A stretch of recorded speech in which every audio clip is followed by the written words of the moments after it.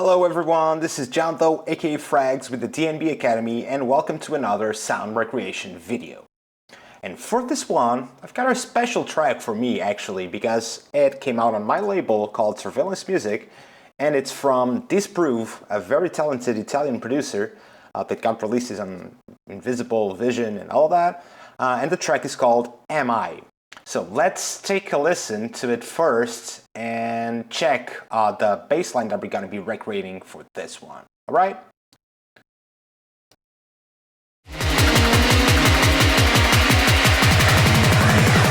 Sensitive.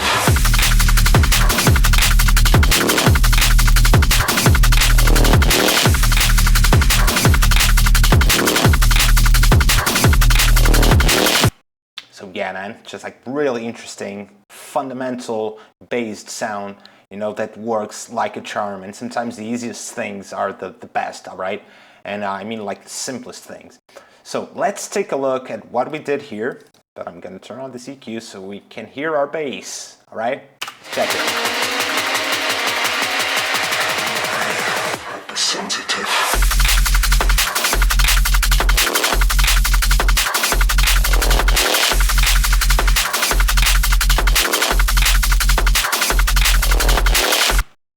There we go, guys. That's pretty much it. Now let's flip the screen and dive into Serum. All right, now that we got our MIDI laydown, which is like pretty fundamental, just F notes, I think. Yeah, just straight F notes. And let's start designing our patch from now, okay?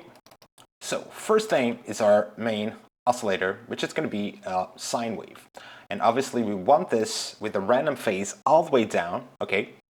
And for our second one, it's also going to be basic shapes, sine wave 2, right? We're going to keep it like this, but we're going to give it 2 voices on this one. Just control the detune a little bit, and also random phase all the way down. 3 octaves each, right? But this one's going to be tuned 9 semitones higher, right? I'm gonna mute it so you can hear the difference with it on like this and that, right? So let's take the level down on this one first. Let's hear it now. Can actually boost the volume a little bit, like a lot. So it's just a sub, all right? That's all we got so far.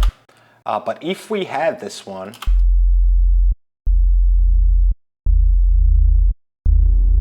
right? We can start to hear something happening in this case, but we sort of need to, you know, to do some work when it comes to the movement. So let's set our LFO1 as a trigger, all right? Because we actually want to loop it and do a similar shape. This one, it doesn't have to be like necessarily this one, but to make it kind of like the original, it needs to be like this, 8 notes, and let's start assigning it to the volume here and also to the volume here, all right? Let's hear it now. Let's take this one down. All right. And now let's do a really important part to make this sound even better, all right? Let's open up our Wavetable editor. And on the second oscillator B, we're gonna skip the first harmonic, in this case pin, and we're gonna add like the third.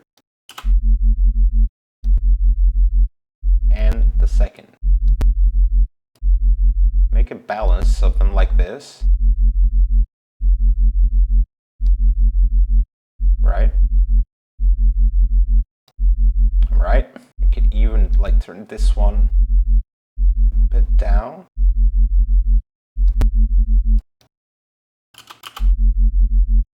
All right, decent. That's pretty much what we need. Because now it makes way more sense because we're kind of almost like skipping an octave or 2 in this case. So we're just using the next harmonics to be just making some room and making the bass not just sub, but also those interesting mid-low harmonics, all right? Now let's get into our effects tab to add some things to it. Not much, but important things. So all right, first let's start with adding some distortion. All right, we got it here, and we're gonna assign our envelope shape to the drive as well. But we're gonna kind of keep it under control. We don't want to saturate these harmonics too much. That's why I'm probably gonna like just lower the bass a little bit, the sub layer, sort of. Right? So going back here, we can also add a little bit of chorus, just so we can create some weirdness on the lack of tops that we have on this one, right? And that would be pretty much it. It's like it's already kind of sounding like it, but now we need to do some like really basic processing outside of Serum to make this shine even better. All right, let's go. Okay, so first things first, let's apply an auto filter or a filter of your choice to this. I'm gonna open up the spectrum so you can see. You see, we've got quite a bit of stereo happening on our low end because obviously we applied chorus and we have two voices on one of the oscillators. That's why I wanted to pop this up to you guys. And now it's a matter of your taste. Like, I like to keep it a bit more under control here because then I can layer this bass part with something else. But the fundamental harmonics are these three, all right? This main one and these two that come next. So now we got everything kind of on control, all right? We need to do one really important part, which sometimes you see it can change the overall sound, all right? Which is proper EQing, okay? So let me get this Pro Q on the mix and start doing some work, all right? First things first, we need to take care of those stereo frequencies. So we're gonna make this side, we're gonna do some mid side, right? We wanna give stereo to these harmonics because we want these ones to feel wide, but we want our sub to be straight in the middle, like pure mono, right? So that's why we're gonna do this. And then we're gonna add a normal like stereo band to it because we want to play around with this harmonic. We want to boost it up a little bit. I feel like we kind of need it to match the original. We need it to go a bit higher, but we're gonna go and add this, turn this into a dynamic band. Okay, by putting it here, we click on here and we make it dynamic. So now it sort of follows the movement of itself, right? And it's not just like a constant boost that we did on the EQ, it just feels more natural, you see? And if you want to go louder. All right? Now I'm probably gonna tame these a bit, but I'm not gonna make it as a sideband, obviously, just stereo.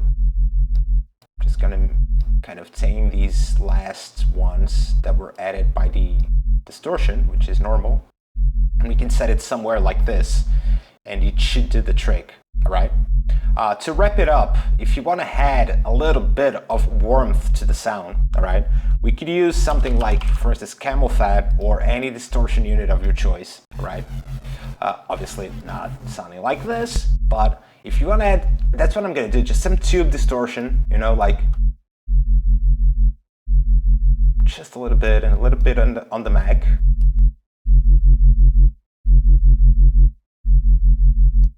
Just to bring it up a little bit better on top of the mix. Obviously this is a recreation sound, so I'm not gonna insert the sound into a mix down because if that was the case, this would be even more important, all right?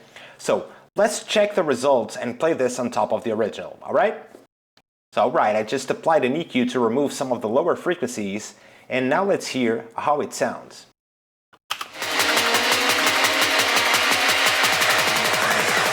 Sensitive.